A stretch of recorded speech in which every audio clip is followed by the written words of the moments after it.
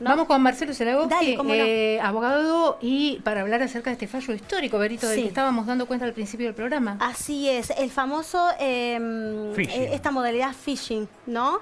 Phishing, sí. Phishing. Phishing es. El Phishing. famoso phishing. ¿En qué consiste esto, no? Y un fallo histórico que por primera vez se da a conocer, y cuántas víctimas con esta modalidad delictiva, ¿no? Que son que caen en esta trampa. Para eso ya lo tenemos en comunicación a Marcelo Zelagowski. Marcelo, ¿cómo está? Muy buenas tardes. Él es abogado, por supuesto, que nos vamos a meter en el tema legal. ¿Cómo le va? Muy buenas tardes. Buenas tardes, doctor. Qué interesante este fallo, porque siento un precedente jurisprudencial importante en medio de todo un sistema jurídico que debe adaptarse a las nuevas formas de delincuencia cibernética. Por supuesto, este fallo que ha dictado la Cámara Segunda, Sala Segunda de La Plata, yo diría que es el punto culminante, una serie de fallos que vino siguiendo nuestra justicia local el agosto del año 2020, ¿no? Lo que se planteó frente a los diferentes casos de phishing, inicialmente, usted recordará, empezaron con los diferentes... Ay, doctor, de la que se petrolera. corta. Sí. Ajá. Tenemos como una pequeña interferencia. No sé doctor. si... Sí. ¿Cómo inicialmente nos decía, cómo comenzó a ver. ¿qué se tipificó penalmente desde comienzo o se trataba de un delito de otras características?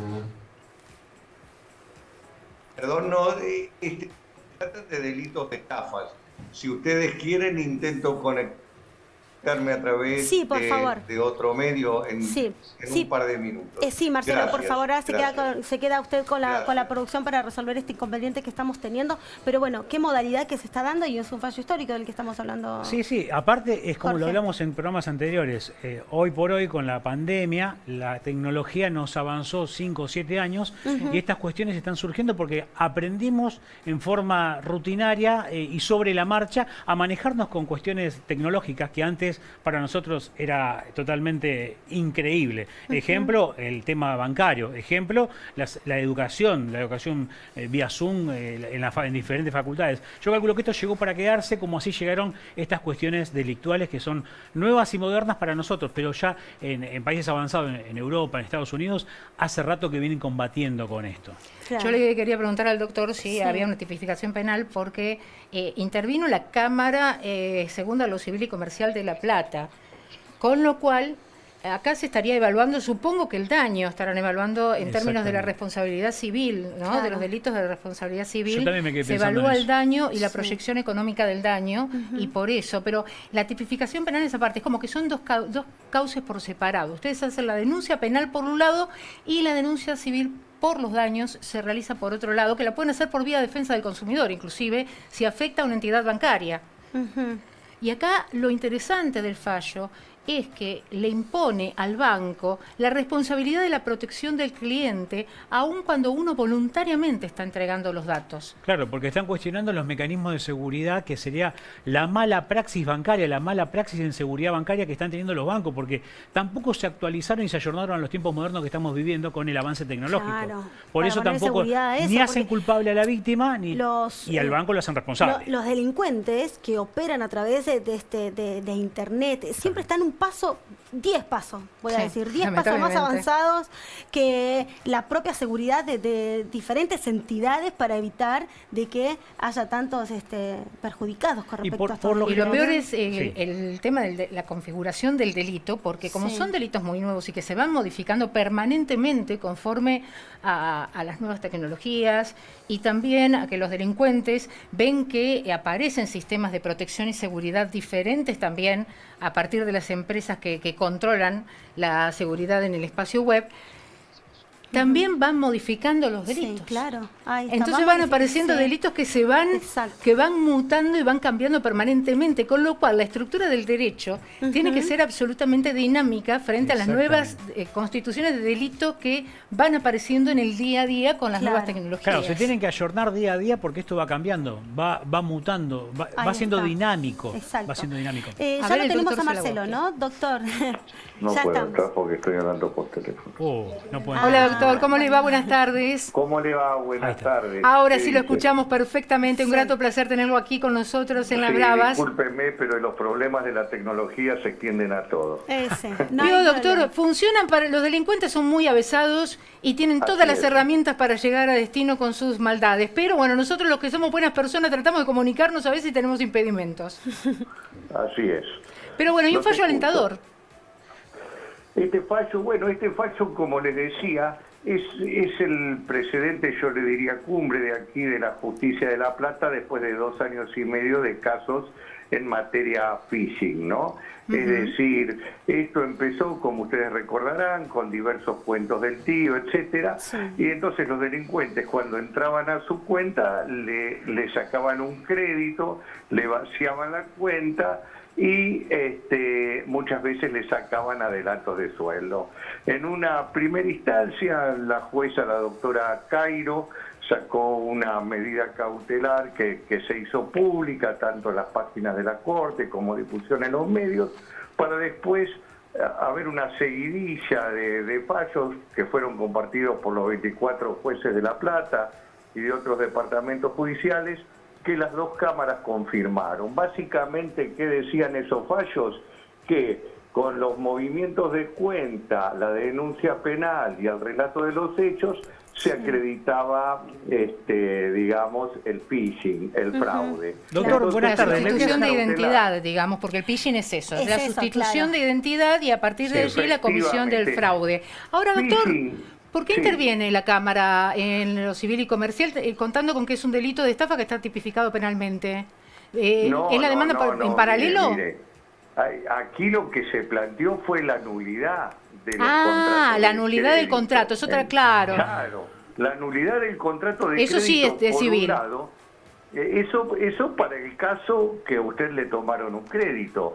Claro. Porque para el caso que a usted le vaciaron la cuenta, lo que usted se enfrenta es a un incumplimiento contractual más daños y perjuicios. Es lo que le iba a preguntar, si él justamente había intervenido la Cámara porque se trataba de la responsabilidad civil con los daños y perjuicios. Yo soy un abogado comercialista y esto lo ataco desde el punto de vista civil y comercial con el encuadre de la Ley de Defensa del Consumidor, de la Ley 24240. Es decir, el primer gran paso que hubo que dar hace ya cosa de 2 años, y la Cámara fue unánime en considerar todas las actividades financieras enmarcadas dentro de la Ley de Defensa del Consumidor.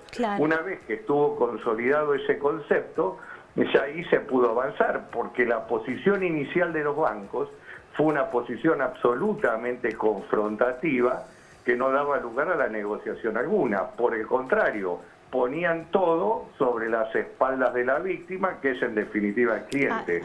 De ahí la importancia de este fallo. Este fallo, en muy pocas palabras, la Cámara Segunda, con la firma de los doctores Vanegas y Jankovic, dijo que no importa que el cliente haya brindado voluntariamente sus claves, porque es ahí donde radica el ardido engaño. No exime la responsabilidad del banco. La responsabilidad del banco no se puede eximir. ¿Por qué? Porque las medidas de seguridad no están ayornadas y básicamente son obsoletas e insuficientes en términos ¿Tiene idea, de la Cámara. Doctor, si su clienta realiza también las acciones penales en contra de quienes puedan ser los responsables? Usted lo primero que tiene que hacer cuando es víctima de phishing o de farming, ¿no? Tiene que ir y radicar la denuncia policial. Porque si usted no radica la denuncia policial y se presenta en calidad de particular damnificado o en la capital como querellante, el banco le va a restar importancia, no le va a recibir la denuncia y básicamente no va a acreditar lo que se llama la verosimilitud del derecho. ¿Por qué? Porque en el momento que la víctima realiza la denuncia penal, toma sobre sus espaldas el riesgo de hacer una falsa denuncia, si así llegara a descubrirse. No sé si soy claro. Es clarísimo, ahora, doctor. El hecho de que le reconozcan a la víctima la responsabilidad del banco, doctor, no la verdad que es alentador para los consumidores, por un lado, pero no es alentador también para los delincuentes que dicen, bueno, total no perjudicamos a nadie, se perjudican los bancos que tienen plata.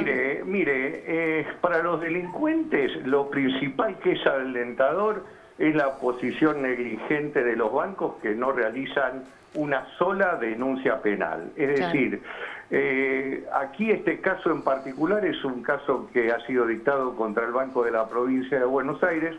Yo le puedo asegurar que... Ay, doctor, hizo una patriada usted, porque es muy difícil querellar a entidades financieras que pertenecen al Estado. ¿Sabe por qué es difícil? Porque los recursos de los bancos oficiales son infinitos. En definitiva, lo que le estoy diciendo es que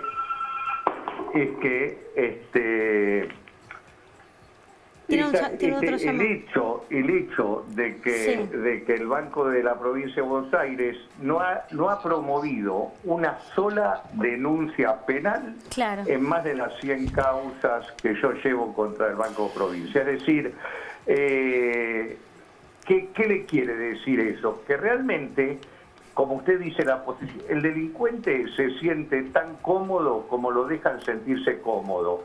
Los bancos han optado porque es el camino más fácil, que es echarle la culpa a la víctima.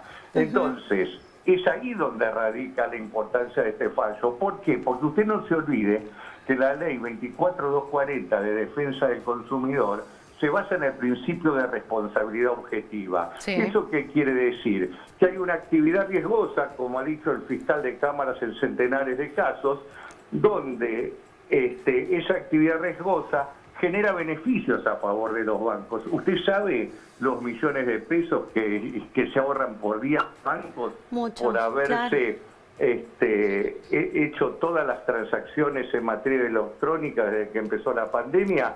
¿Eso a qué lleva? A que, como bien ha dicho el fiscal, aquel que obtiene el beneficio debe hacerse cargo de los riesgos que esto genera. Doctor, sí, nos quedamos con muy poquito tiempo, le vamos a pedir disculpas, es muy interesante el tema, nos queda clarísimo.